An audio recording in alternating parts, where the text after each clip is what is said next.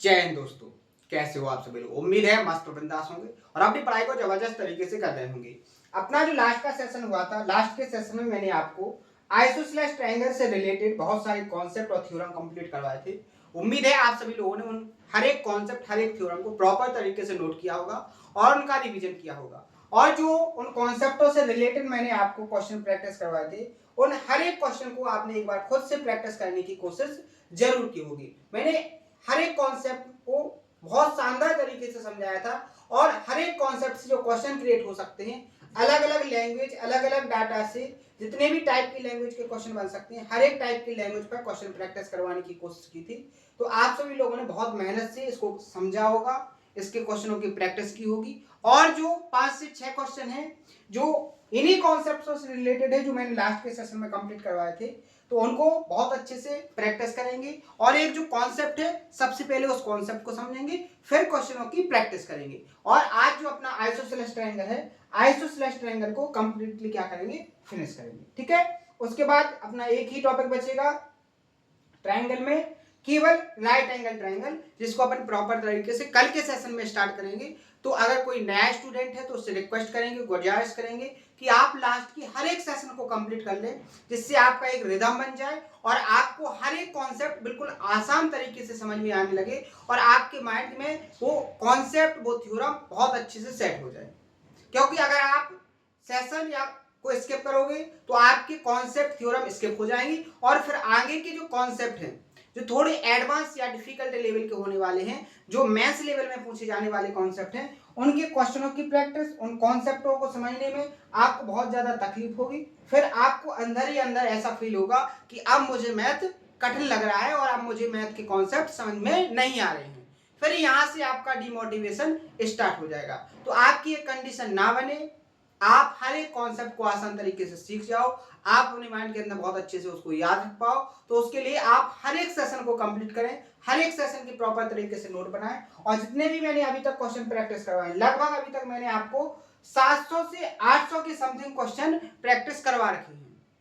ठीक है, अभी 200 से 250 के समथिंग क्वेश्चन और अपन को प्रैक्टिस करना है, तब जाके अपना ज्योमेट्री का टॉपिक फिनिश होगा। ठीक है, तो सबसे पहले अपन कॉन्सेप्ट को समझेंगे। कॉन्सेप्ट को समझने के बाद अपन उस पर किस तरीके से, किस लैंग्वेज से एग्जामिनर क्वेश्चन को क्रिएट करता है उसको समझेंगे। ठीक है, उनकी प्रैक्टिस करेंगे। तो सबसे पहले हेडिंग बना लीजिए आप, आइसोसेलेस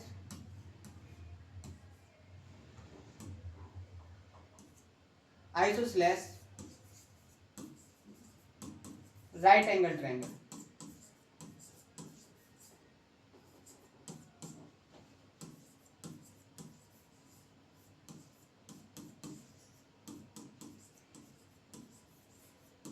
समद्विबाहु समकोण त्रिभुज, अगर हिंदी में लिखना चाहो तो लिख सकते हो समद्विबाहु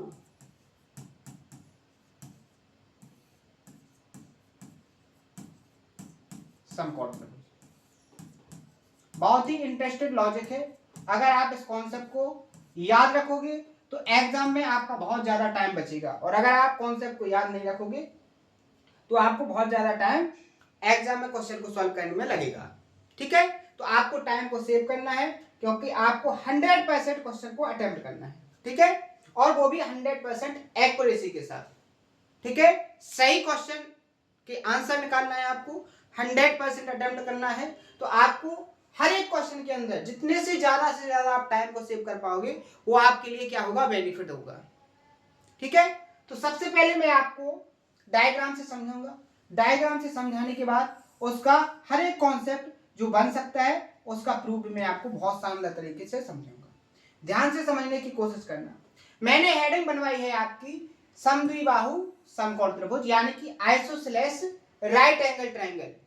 क्या है, आइसोसेलेस राइट एंगल ट्रायंगल, यानी कि एक राइट एंगल ट्रायंगल है, लेकिन राइट एंगल ट्रायंगल में एक कंडीशन लगाई गई है कि उसकी दो जो साइड है वो कैसी हैं, इक्वल लेंथ की। तो आप यहां पर देखोगे, यहां पर ये जो लेंथ है, इस वाली साइड की लेंथ इस वाली साइड की कैसी है, इक्वल है। कैसी है, इस वाली साइड की कैसी है, इक्वल है। ध्यान से समझना। मान लीजिए आपका ट्रायंगल है क्या, एबीसी। एबीसी एक राइट एंगल ट्रायंगल है, जिसमें एंगल भी आपका राइट एंगल है, 90 डिग्री का है, और साथ ही आपको दिया गया है कि जो ए बी है, ए बी की जो लेंथ है वो बी सी के कैसे है, बराबर है। आप एक बात बताइए, अगर आपका ये जो एंगल है 90 डिग्री का हो गया, कितने डिग्री का हो गया, 90 डिग्री का, तो अब आपके ये जो दो न्यून कोण बचे, दो एक्यूट एंगल बचे, इनकी वैल्यू क्या होगी? तो आप यहां पर तुरंत जवाब दोगे कि सर इक्वल साइड के आमने सामने के जो एंगल होते हैं वो इक्वल होते हैं।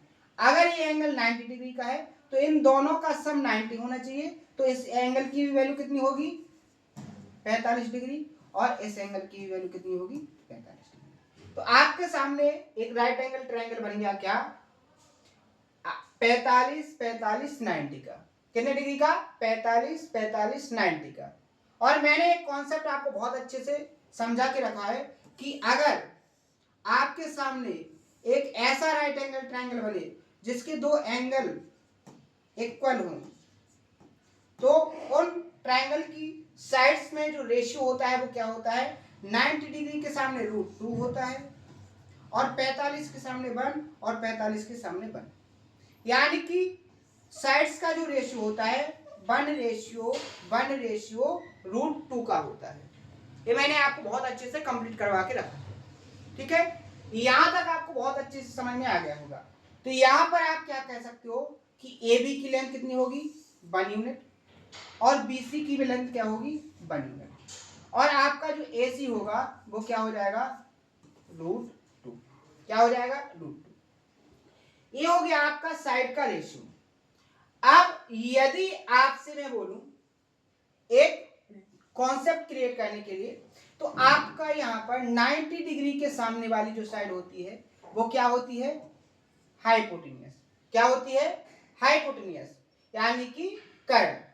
अगर यहां पर √2 की वैल्यू h है, √2 की वैल्यू h हो जाए, तो यहां पर 1 यूनिट की वैल्यू क्या होगी, h/√2 होगी कि नहीं होगी? समझ में आ गया कि नहीं आ गया? बहुत शानदार लॉजिक यहां से बनेगा। तो यहां पर आप क्या कह सकते हो कि अगर AC आपका h है, तो यहां पर आपकी ये दोनों जो इक्वल साइड होंगी वो क्या हो जाएंगी, यहां पर h/√2, और ये भी हो जाएगी h/√2। क्लियर है यहां तक, कोई डाउट? शानदार तरीके से समझिएगा, हर एक की पॉइंट को मैं एक्सप्लेन करने की कोशिश करूंगा। तो यहां पर आपको समझ में आ गया कि अगर आपके सामने एक राइट एंगल ट्रायंगल है, और राइट एंगल ट्रायंगल एक ऐसा ट्रायंगल है जिसके दो जो एक्यूट एंगल हैं वो कैसे हैं, इक्वल वैल्यू के हैं, तो यहां पर आपका यदि हाइपोटेन्यूस h होता है, तो जो ट्रायंगल है राइट एंगल ट्रायंगल, उसकी जो इक्वल साइड है उनकी जो वैल्यू होगी वो क्या होगी, h/√2 और h/√2। क्लियर है? अब यहां से कॉन्सेप्ट क्या बनता है, एग्जामिनर आपसे पूछता है एरिया, क्या पूछता है, एरिया।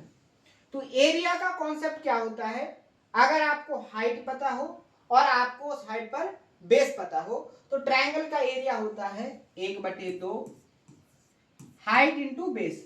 अब अगर आपका बेस BC है तो BC के ऊपर हाइट क्या है, h/√2, क्या है, h/√2, और बेस भी आपका क्या है, h/√2। एरिया क्या निकल के आएगा, h का h में मल्टीप्लाई होगा तो हो जाएगा h², और आपका √2 से √2 में मल्टीप्लाई होगा 2, और 2 का मल्टीप्लाई 2 में होगा तो क्या हो जाएगा, 4। यानी यहां से बहुत ही इंपॉर्टेंट कॉन्सेप्ट निकल के आ गया। अभी मैं आपको क्वेश्चन प्रैक्टिस करवाऊंगा तो आपको पता चलेगा कि कितना आसान हो गया, आपका कितना ज्यादा टाइम बच गया क्वेश्चन को सॉल्व करने में। यहां पर जो एरिया निकल के आया है, एरिया का जो कॉन्सेप्ट निकल के आया है वो क्या आ गया आपका, h²/4, क्या आ गया, h²/4। यानी कि अगर आपको एक आइसोसेलेस राइट एंगल ट्रायंगल दिया है, आइसोसेलेस राइट एंगल ट्रायंगल दिया है, समद्विबाहु समकोण त्रिभुज दिया है, और आपको उसका कर्ण दिया है, अगर एग्जामिनर आपसे पूछेगा कि इसका एरिया क्या है, तो आप कर्ण का स्क्वायर करके उसको 4 से डिवाइड कर दोगे, आपका आंसर आपके सामने। क्लियर है? किसी को कोई डाउट? बहुत आसान तरीके से मैंने आपको समझाया है, ठीक है। दूसरा जो कॉन्सेप्ट बनता है, ये पहला कॉन्सेप्ट बन गया। नेक्स्ट जो कॉन्सेप्ट बनता है वो कॉन्सेप्ट क्या है? एग्जामिनर आपसे पूछेगा पेरीमीटर। क्या पूछेगा? Perimeter,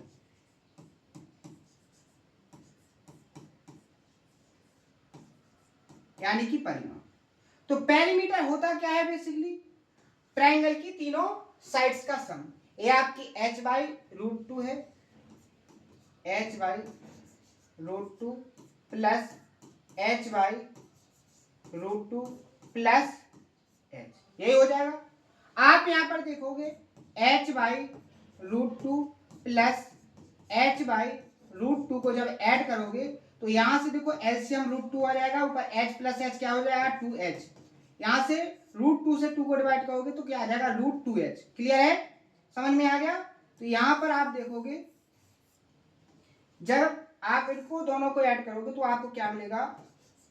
√2h plus h। आगे सॉल्व करोगे तो दोनों में से h कॉमन आ जाएगा, तो यहाँ क्या हो जाएगा? √2 प्लस 1। तो पेरीमीटर आपका क्या होगा? इंपॉर्टेंट कॉन्सेप्ट निकल के आया है। पेरीमीटर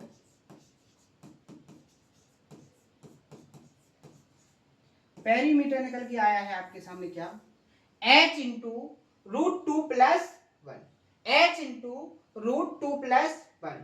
क्लियर है? दोनों कॉन्सेप्टों से बहुत ज्यादा क्वेश्चन क्रिएट होते हैं। आप किसी भी एग्जाम की तैयारी कर रहे हो, चाहे एसएससी की एग्जाम की, चाहे आप रेलवे, एनटीपीसी, ग्रुप डी या किसी एग्जाम, स्टेट एग्जाम, आप कोई सा भी एग्जाम जिसमें मैथ पूछा जाता है, ज्योमेट्री से ज्यादातर चांस होते हैं राइट एंगल, आइसोसेलेस ट्रायंगल और इक्विलेटरल ट्रायंगल। इन्हीं ट्रायंगलों से ज्यादातर क्वेश्चन क्रिएट किए जाते हैं और ज्यादा से ज्यादा सर्कल से। बाकी ज्योमेट्री में बहुत सारे कॉन्सेप्ट हैं, बहुत सारे थ्योरम्स हैं, क्वेश्चन बहुत ज्यादा क्रिएटिविटी होने की चांस रहते हैं, लेकिन एग्जामिनर जो क्वेश्चन क्रिएट करता है वो इन्हीं टॉपिकों से करता है, या तो राइट एंगल या आइसोसेलेस ट्रायंगल या इक्विलेटरल ट्रायंगल या फिर सर्कल से। तो आपको ये इंपॉर्टेंट कॉन्सेप्टों में काउंट होते हैं, तो इन कॉन्सेप्टों को आपको बहुत अच्छे से कंप्लीट करके रखना है। पर जो क्वेश्चन क्रिएट होते हैं उनको भी मैं आपको अभी प्रैक्टिस करवाऊं, जो लास्ट ईयर में पूछे गए क्वेश्चन है, जो एसएससी में पूछे गए क्वेश्चन है। एसएससी में जो मैथ का वेटेज होता है वो ठीक ठाक बहुत बढ़िया होता है, ठीक है। इसके बाद अगर आप एनटीपीसी में देखोगे तो एसएससी से लो लेवल होता है मैथ का। आप स्टेट एग्जाम में देखोगे तो उसमें भी एसएससी के एग्जाम में जो मैथ का वेटेज होता है उससे कम ही होता है, ठीक है।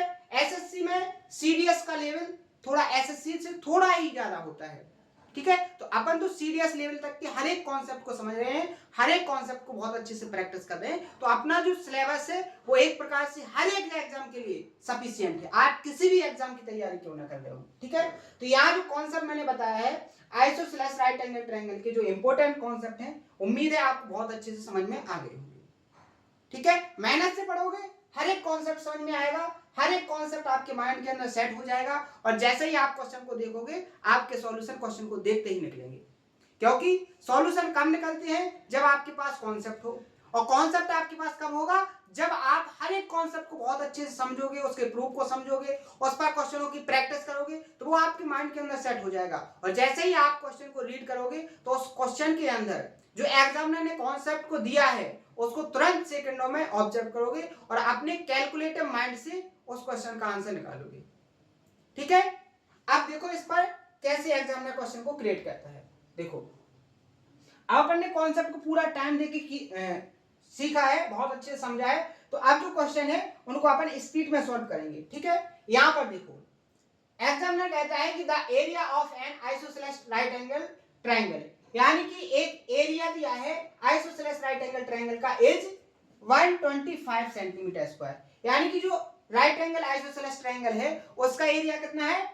125 सेंटीमीटर। फाइंड द हाइपोटेन्यूज, आपको कर्ण फाइंड करना है। अगर आइसोसेलेस राइट एंगल ट्रायंगल है तो इसका एरिया का फॉर्मूला क्या होता है? हाइपोटेन्यूज का स्क्वायर अपॉन 4। ये एरिया का फॉर्मूला, इसकी वैल्यू कितनी है? 125। इस 4 की 125 से मल्टीप्लाई होगी तो h स्क्वायर बराबर कितना हो जाएगा? यहाँ पर 500। कितना हो जाएगा? 500, ठीक है। बात करेंगे h की तो क्या हो जाएगा? इसका रूट लेंगे 500 का तो क्या हो जाएगा? 10√5। क्या हो जाएगा? 10√5। ऑप्शन नंबर बी यहाँ पर क्या हो जाएगा करेक्ट आंसर। तो देखो आपने कॉन्सेप्ट सीखा, सेकंडों में आंसर निकले। नहीं तो आप इसको बेसिक से करते, कैसे करते, बेसिक से करते। पहले राइट एंगल आइसोसेलेस ट्रायंगल बनाते, फिर उसकी एरिया का कॉन्सेप्ट लगाते, फिर उसको इक्वल करते, फिर जाके आपका आंसर आता। तो इतने में बहुत ज्यादा टाइम वेस्ट होता। अपन को टाइम को सेव करना सीखना है। तो सेव तभी होगा जब आपके पास हर एक क्वेश्चन के कॉन्सेप्ट होंगे। ज्यादा से ज्यादा आप कॉन्सेप्ट पर काम करोगे, तो जितने ज्यादा आपकी कॉन्सेप्चुअली क्लियरिटी होगी उतने फास्ट आपके सॉल्यूशन निकलेंगे। और अगर आपको कॉन्सेप्ट नहीं आएंगे तो आपके पास कितनी भी नॉर्मल कैलकुलेशन हो, कितना भी नॉर्मल क्वेश्चन हो, आपको सॉल्व करने में बहुत ज्यादा टाइम लगेगा। ठीक है, यही तो है प्रैक्टिस। प्रैक्टिस आप करोगे, आपके पास कॉन्सेप्ट होंगे, आपके पास कैलकुलेशन को सॉल्व करने की टेक्निक होगी, बेस्ट अप्रोच होगी, और आप हर एक क्वेश्चन को बेस्ट तरीके से सॉल्व करोगे। ठीक है, क्लियर है। जब आप मेहनत से काम करना स्टार्ट कर दोगे ना, तो आपके पास कोई ऐसा क्वेश्चन नहीं होगा जो आपसे ना बने। और जो अभी आप मेहनत कम करोगे तो आपके पास पहले सबसे पहला जो क्वेश्चन होगा वो यही होगा कि सर हम स्पीड कैसे बढ़ाएं, क्वेश्चन को सॉल्व करने की स्पीड कैसे बढ़े। अब जब आपको पता है कि आप जितने फास्ट तरीके से कॉन्सेप्ट को ऑब्जर्व करोगे, आप जितने फास्ट तरीके से कॉन्सेप्ट से ऑब्जर्व किए गए कैलकुलेशन को करोगे, उतने फास्ट तरीके से आपके आंसर निकलेंगे। सारे के सारे जवाब आपके खुद पास हैं, फिर भी आपका एक क्वेश्चन रहता है, लेकिन उस क्वेश्चन का रीजन क्या है, वो क्वेश्चन आपके माइंड में क्यों आया है, क्योंकि अभी आप मेहनत कहां नहीं कर रहे हो, आप कॉन्सेप्चुअली क्लियरिटी के साथ मेहनत नहीं कर रहे हो। आपके कॉन्सेप्ट में कहीं ना कहीं कोई ना कोई कमी है, समझ रहे। तो इसलिए वो आपके पास क्वेश्चन आता है। और ऐसा आपके पास नहीं, 95% स्टूडेंट हैं जिनका एक क्वेश्चन रहता है कि सर स्पीड कैसे बढ़ाएं, समझ रहे हैं, स्पीड कैसे बढ़ाएं। तो देखो स्पीड का एक ही तरीका है, जो आप जानते हो वही तरीका मैं भी बताऊंगा, वही तरीका अदर स्टूडेंट से पूछोगे तो वो भी बताएगा जो अच्छे से पढ़ता है, अदर टीचर से पूछोगे तो वो भी यही कॉन्सेप्ट बताएगा कि आप कॉन्सेप्चुअली क्लियरिटी पर काम करो, आप क्वेश्चनों पर प्रैक्टिस करो, आपकी स्पीड ऑटोमेटिक बढ़ जाएगी, आप कितने भी कमजोर क्यों ना हो। ठीक है, इस क्वेश्चन को देखो कैसे, यहां पर कहा गया है if the perimeter of N isosceles right angle triangle, एक आइसोसेलेस राइट एंगल ट्रायंगल है जिसका पेरीमीटर क्या है 15 into √2 plus 1 centimetre, then the area of the right angle triangle. आपको जो राइट एंगल आइसोसेलेस ट्रायंगल है उसका हाइपोटेन्यूज दिया है, सॉरी पेरीमीटर दिया है, आपको फाइंड क्या करना है, एरिया। अब आपको मैंने बताया है कि जो पेरीमीटर होता है वो क्या होता है h इंटू √2 plus 1, यही होता है। देखो अभी मैंने कॉन्सेप्ट बताया है, देखो ये कॉन्सेप्ट बताया ना, h इंटू √2 plus 1। अब इसकी वैल्यू एग्जामिनर ने आपको दी कितनी है 15 इंटू √2 plus 1, यानी कि h की वैल्यू आप देखोगे √2 plus 1 से √2 plus क्या हो जाएगा कैंसिल, h की वैल्यू यहां से क्या निकल के आ गई 15। आपको एरिया फाइंड करना है, एरिया का फॉर्मूला क्या होता है h²/4, h की वैल्यू 15, 15 का स्क्वायर क्या हो जाएगा 225 अपॉन, अब देखो ये स्क्वायर है, आपको 50 तक स्क्वायर कंप्लीट होने चाहिए, 30 तक आपको क्यूब याद होने चाहिए, तो आपकी कैलकुलेशन ऑटोमेटिक क्या हो जाएगी, फास्ट हो जाएगी। 30 तक आपकी टेबल कंप्लीट होनी चाहिए। तो ऐसी कैलकुलेशन को आप माइंड में करोगे। अब 4 से इसको डिवाइड करोगे, 4 पंचे 20, 4 छक्के 24, ठीक है, कितना बचा है 4 दूनी 8, 4 पंचे 20, 56.25। ऑप्शन नंबर सी यहां पर क्या हो जाएगा आपका करेक्ट आंसर। कितने फास्ट आंसर निकल रहे।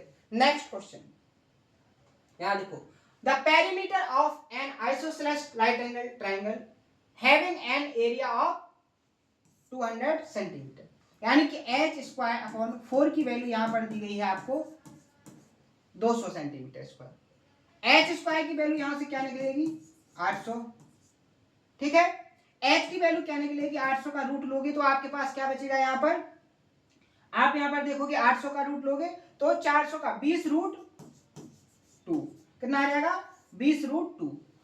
आपको फाइंड क्या करना है, पेरीमीटर, परिमाप, पेरीमीटर फाइंड करना है। पेरीमीटर होता क्या है h√2 + 1, यही होता है, इसमें वैल्यू रख दो, h की वैल्यू 20√2 इंटू √2 + 1 मल्टीप्लाई कर दो, √2 की 20√2 की मल्टीप्लाई इसमें होगी तो √2 से √2 में मल्टीप्लाई 2 की मल्टीप्लाई 20 में तो 40 आ जाएगा, प्लस यहाँ देखो 20√2 की मल्टीप्लाई 1 में होगी तो क्या आ जाएगा यहाँ पर 20√2। अब देखो यहाँ पर ध्यान रखो, √2 की जो वैल्यू होती है 1.414 होती है, जब इसमें 20 से गुणा होगा तो क्या हो जाएगा 28.28 हो जाएगा कि नहीं? तो आप यहाँ पर क्या लिख सकते हो 28.28, जब इसमें ऐड करोगे तो क्या हो जाएगा 68 ये 5 से ज्यादा तो क्या हो जाएगा 3। ऑप्शन नंबर यहाँ क्या हो जाएगा ये करेक्ट आंसर। क्लियर है? तो सेकंडों में आपके आंसर, और ये जो कैलकुलेशन में आपको लिख के दिखा रहा इसको लिखने की जरूरत नहीं है, आप इसको माइंड में करने लगोगे जैसे जैसे आप आगे क्वेश्चनों की प्रैक्टिस करोगे। नेक्स्ट क्वेश्चन, और समद्विबाहु समकोण त्रिभुज का क्षेत्रफल क्या होगा जिसका परिमाप कितना है 16। यहाँ देखो पेरीमीटर h√2 + 1 की जो वैल्यू है वो 16 है। अगर यहाँ से h की वैल्यू फाइंड करोगे तो 16√2 + 1 आ जाएगा। h की वैल्यू क्यों फाइंड की? क्योंकि एरिया होता है h²/4। क्या होता है h²/4। आपको यहाँ पर h की वैल्यू रखना है, यहाँ आगे इसको और सॉल्व करोगे रैशनलाइजेशन कर दोगे। रैशनलाइजेशन क्या होता है परिमेयकरण।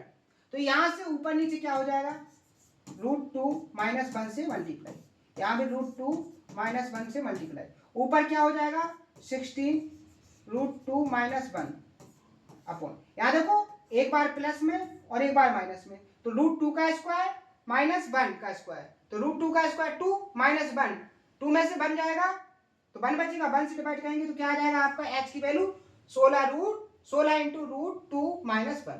यहाँ पर वैल्यू पुट कर दो, यहाँ पर वैल्यू पुट कर दो, h² यानी 16 का स्क्वायर 256 इंटू √2 - 1 का होल स्क्वायर अपॉन में क्या होगा 4। 4 से डिवाइड करोगे तो कितना हो जाएगा 4 × 6 = 24, 4 × 4 = 16, 64।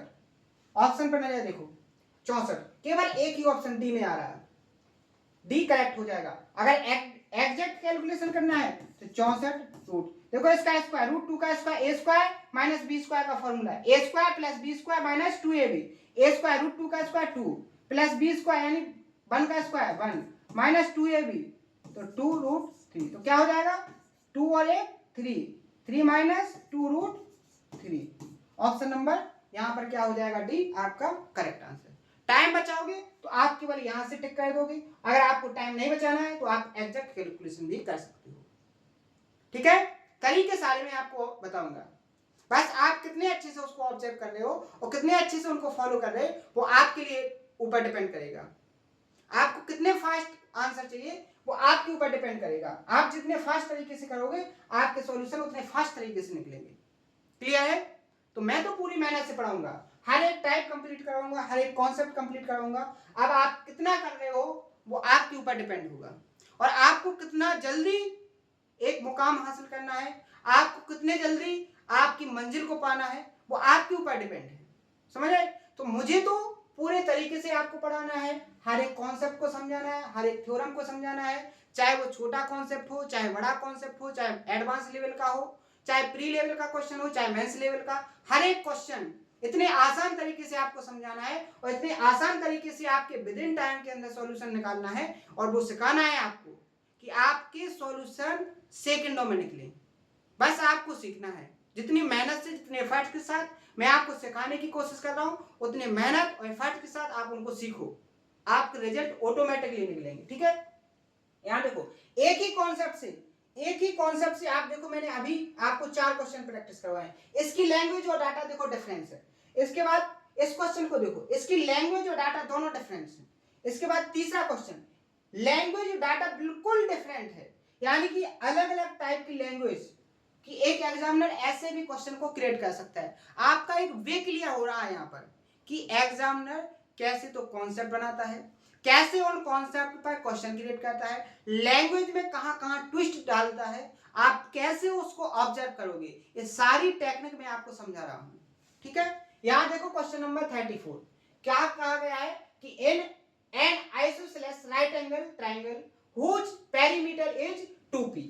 यहां पर जो राइट एंगल आइसोसेलेस ट्राइंगल है उसका जो पेरीमीटर है, पेरीमीटर का मतलब क्या है h × √2 + 1, इसकी वैल्यू उसने दी है 2p, कितनी दी गई है 2p। यहां से h की वैल्यू फाइंड करोगे तो क्या हो जाएगा 2p अपॉन रूट 2 प्लस 1। आपको जो डाटा दिया है आपने उस पर काम किया। आगे देखो, then find the area of triangle. Area h square यानी अब इसको और आगे कर सकते हो सॉल्व, इसका रेशनलाइजेशन करेंगे तो ऊपर नीचे रूट 2 माइनस 1 से मल्टीप्लाई और नीचे भी रूट 2 माइनस 1 से मल्टीप्लाई, तो ऊपर तो क्या हो जाएगा 2p इंटू रूट 2 माइनस 1, नीचे एक बार प्लस में आ जाएगा एक बार माइनस में, रूट 2 का स्क्वायर 2 माइनस 1, दो में से जब एक जाएगा एक बचेगा, एक से डिवाइड करेंगे वही आएगा। तो यहाँ h की वैल्यू आपके सामने ही आ गई।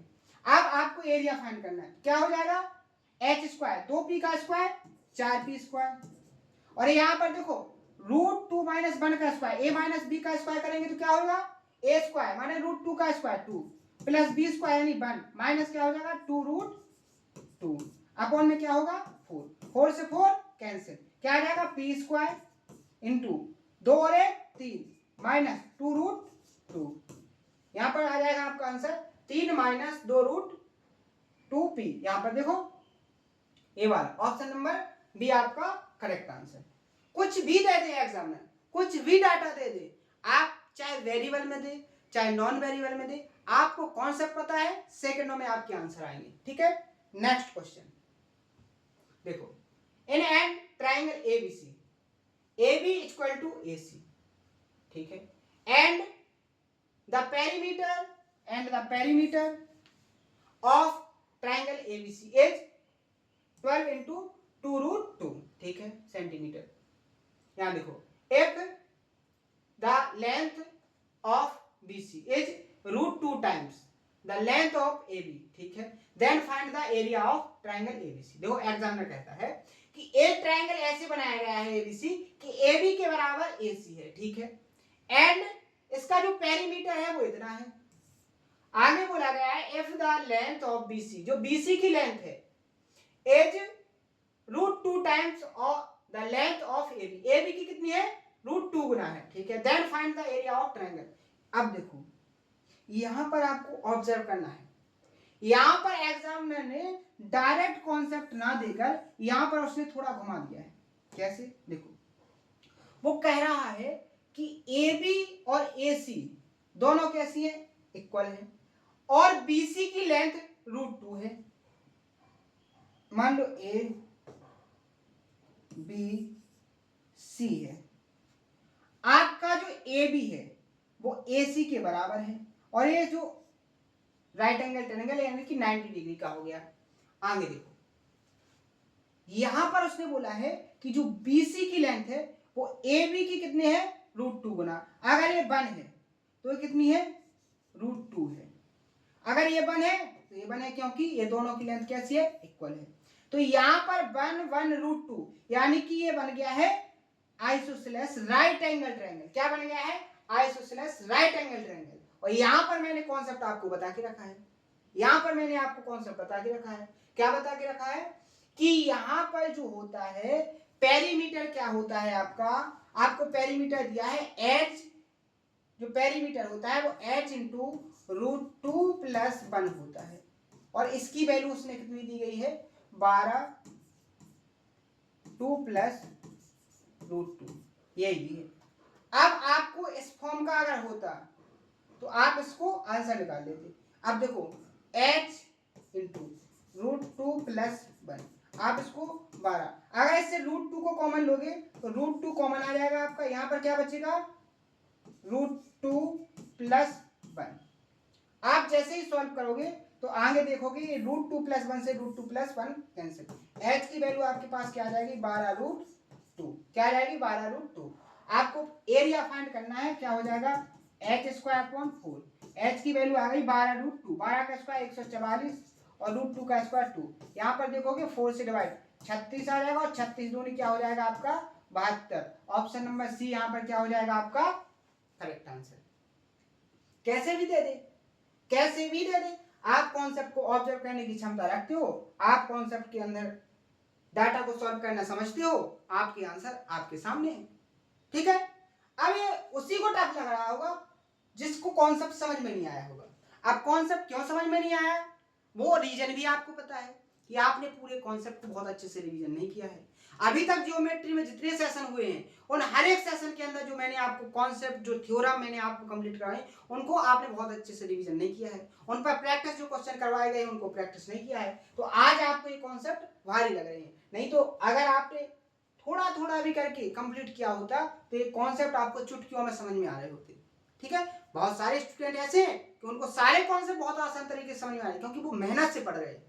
क्या कर रहे हैं? मेहनत से पढ़ रहे हैं। तो जो मेहनत से पढ़ रहा है उसको समझ में हर एक कॉन्सेप्ट आएगा, हर एक क्वेश्चन के अंदर का डाटा ऑब्जर्व हो जाएगा। ठीक है, लास्ट क्वेश्चन और करेंगे और अपना आज का सेशन फिनिश हो जाएगा। ये बहुत ही इंटरेस्टेड क्वेश्चन है, शानदार तरीके से मैं इसको समझाऊंगा, आप बहुत अच्छे से समझने की कोशिश करना। इसके अंदर का जो लॉजिक है वो एनी ज्योमेट्री में कहीं पर भी आप लगा सकते हो। अगर जो इस क्वेश्चन की लैंग्वेज दी गई है, अगर ऐसी लैंग्वेज आपको मिलेगी, मैं हिंट दूंगा, अगर ऐसी लैंग्वेज आपको मिलेगी तो ये कॉन्सेप्ट पूरी की पूरी जियोमेट्री में आप कहीं भी लगा सकते हो। अभी तक मैंने इस लैंग्वेज के क्वेश्चन बहुत प्रैक्टिस करवाए हैं, लेकिन वो कॉन्सेप्ट नहीं बताया है।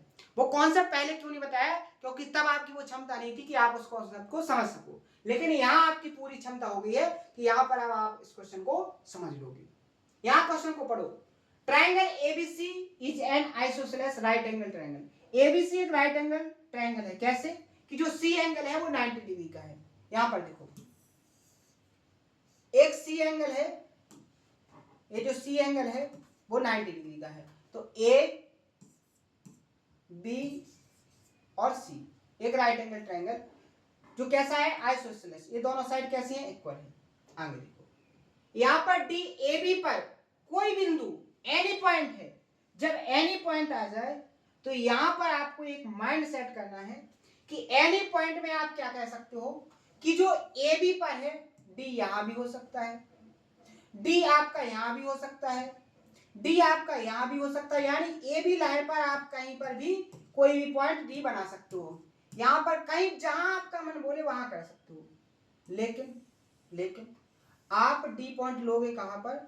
जहां से आपको कुछ कॉन्सेप्ट मिल जाए, जहां से आपका आंसर सेकंडों में आ जाए, वहीं लोगे कि नहीं लोगे?